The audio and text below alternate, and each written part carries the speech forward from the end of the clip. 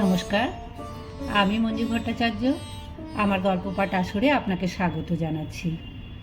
আসুন আজ আমরা শুনি শ্রীকৃষ্ণের আভূষণ প্রসঙ্গে। মা যশোদা কৃষ্ণের বাহুতে বেঁধে দিয়েছেন নবরত্ন সমন্বিত কবচ, তার নাম মহারক্ষা।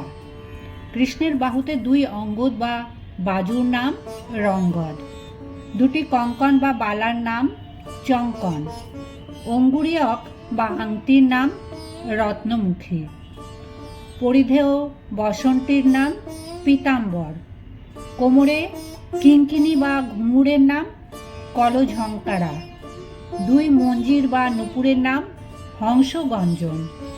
এই নুপুরের শব্দ গোপীচিত্ত হরণ করে। গলদেশে হাড়ের নাম তারাবলী।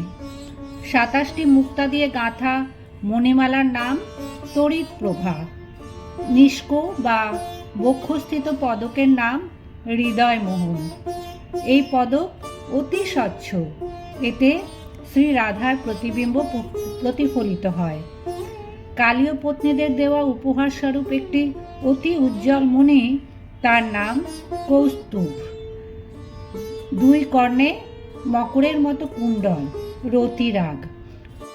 কুণ্ডল দুটির চারপাশ নানা মণিমাণিক্য সমন্বিত।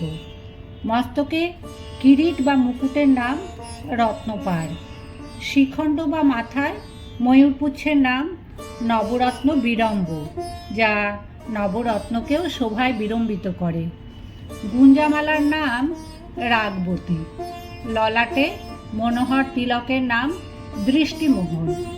গলা থেকে চরণ পর্যন্ত দোদুল্যমান নানাবিধ পত্রপুষ্পময় মালার নাম বনমালা। 5 বর্ণের পুষ্প দ্বারা বিরচিত মালার নাম বৈজয়ন্তী মালা। তাছাড়াও 14-15 রকমের সুদৃশ্য মনোহর পুষ্পভূষণে তিনি ভূষিত হন।